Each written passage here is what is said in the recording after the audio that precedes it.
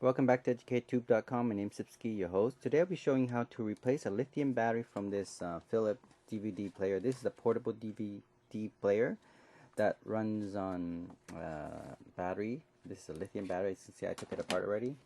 This is an old lithium battery. I'm going to take it apart and replace it with my leftover lithium battery that I got from other electronic parts. Now the important thing is to look at the voltage on these lithium batteries. This one is saying it's very faint because this is like 7 years old, right? That's why it's not working after many use. But you can see here it says 3.7 volt, and then there's two of them, right? And they're connected in series. How I can tell is if you look at it carefully, you have positive terminal here. It's connected to the red wire, and then you have a negative terminal here. How did I know that? I used my voltmeter to test which one's positive, negative. Okay. Now you have this negative terminal, and then notice how it's connected to the positive terminal. Again, how did I determine that? I used my voltmeter to determine which one's positive, negative. So from negative to positive, you can see this is connected in series, and then here at the end you have a negative wire. Now you notice that there's three wires, right? There is the regular positive terminal, and then you can see here there's a I don't know if you can see the black one represent right about here. Okay, let me just show you. There, right over there is representing the negative terminal. The white part, I think, is some kind of circuit monitoring the battery itself. So that's connected to. You just have to be aware where it's connected. It's connected to the positive terminal on the second battery. So using this two battery, I'm going to do exact connection as I see here. So there's no change in the wiring, right?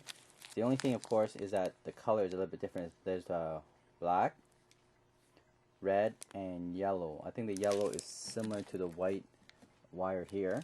So you might want to look through your own spare lithium batteries that you got from different electronic parts. Now these are new, okay?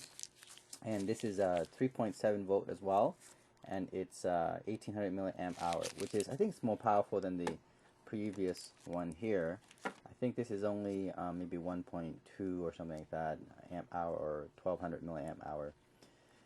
But this is 1800, so hopefully, this is supposed to last about almost 2 hours of playtime.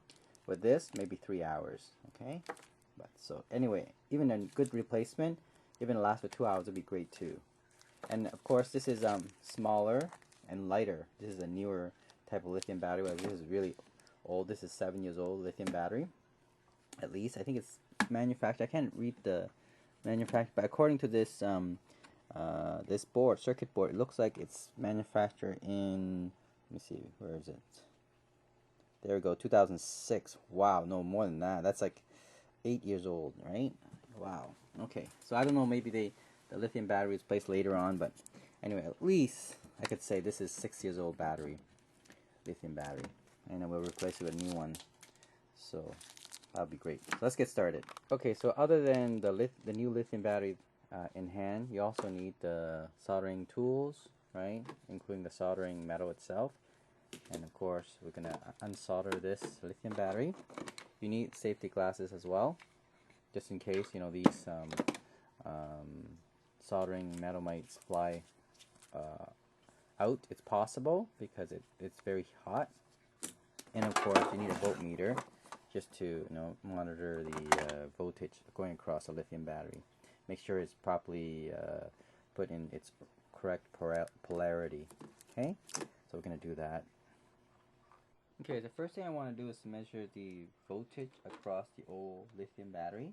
I know that each one of them is less than 2 volts, so when you combine it together, you'll get greater than 3 volts. Now it's supposed to be 7.4 volt because, again, this is an old battery. That's why I need to replace them. We need to change them. But again, if you connect it in series, there would be additive effect of these voltage between the lithium battery. So let's measure that. So here's the positive, and then the negative terminal is on the other side. So we're going to do that and see. And yes, it is. It's 2.6. Individually, it should be. This is 1 point. There we go. See, that's very low. 1 This one's actually not even 1.15, and the other one is slightly more, 1.46. Okay, so I know this is connected in series. So what I'm going to do is carefully unsolder them, and then actually what I'm going to do first is actually put these 3.7 volt in series, so I have 7.4 volt, right? I have to wire this, so I'm gonna wire so that just exactly what I see here: positive, negative, negative, positive. Okay, let's do that with this new battery. Okay, so I exposed the wire from these new lithium battery. I'm going to do the same wiring as the old lithium battery. No change here. What I'm going to do is I'm going to look at the old lithium battery and see how it is connected. I notice, okay, let's start with this. This is the let's say this is the first lithium cell. It has the positive. So here's the positive, the red terminal represents the positive, and then the black represents the negative terminal. Now you can always check. This is why you always need a voltmeter to check if this is correct. So you have the positive and you have the negative, and yes, it is. It's 3.78. Okay, now you can try different terminal. Okay, so we're going to do red, positive, black, negative. And you do the same for the other new lithium battery, just to confirm. Red terminal is positive, black terminal is negative, so you have 3.7 again. Okay, and knowing that, now you can see how this was wired. So you can see, starting with this is red being positive, and I noticed the black. In this case, I labeled here, always labeled. You know, the old lithium battery, which one is positive, negative terminal here. So you can see positive and then negative. So what I'm going to do now, I'm going to do exactly what I see here. I'm going to go positive and then negative to positive. So here's a negative, and it's going towards the positive. Okay, now be careful not to short circuit anything here. So, right, just make sure the wire not. Okay, so now I have here you have positive, negative, and then here you have positive, negative to positive, and then negative. So what we're going to do is we're going to measure the voltage across this end, okay, and see what's that like. And I think my suspicion is going to be 7.4. It should be voltage, okay, because we're connected in series, so it should be 7.4. And it is 7.55. Okay, that's good news. So the next procedure is we're going to solder in these, or at least we'll tape it in, right, to secure that they're wired and securely joined together. I would probably prefer soldering, but for now I think I will solder it actually. Let's do that. Okay, so soldering. Let's do the soldering now. Make sure you put your safety goggle on.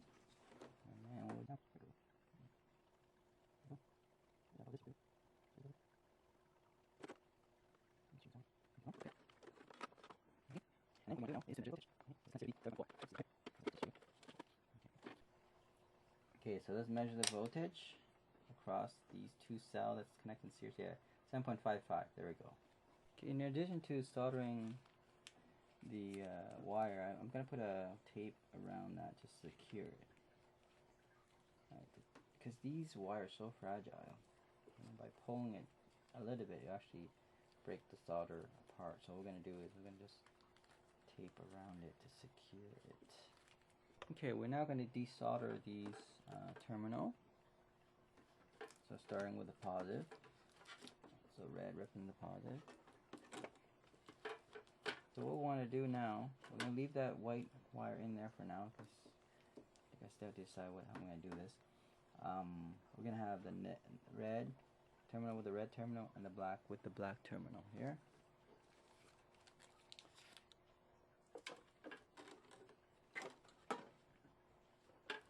Okay, so we remove the old battery, use it for later. Okay, so once you think you connect the correct wiring, right, so red with the red and black with a black, red being positive, black being negative terminal, and then there's this white wire which connected between the two positive negative wire that connect in series. I think that's about it. Now we're going to need to tape these two batteries to hold it, to keep it steady. Like this. Keep it together. Right? Just like its old battery did the same thing here. I'll do that.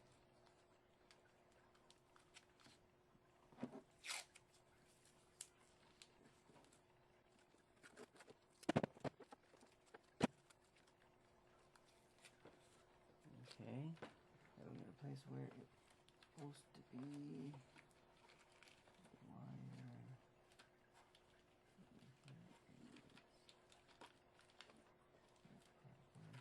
Now you may want to put the original stickies, rubber stickies on the bottom here as well, just to keep it firmly in place. So let's see. Do that. I'm going to do it right here. And help me to keep it firmly down. Okay. Now. Okay, so I put two screw in here just to secure the screen. I'm going to just try to test it out first to make sure it's working. So, okay, let's test it out. So let's put in the AC adapter. Here we go. Okay, and yes, it's charging. You can see here it's green. It's charging, and if I turn it on, it's working now.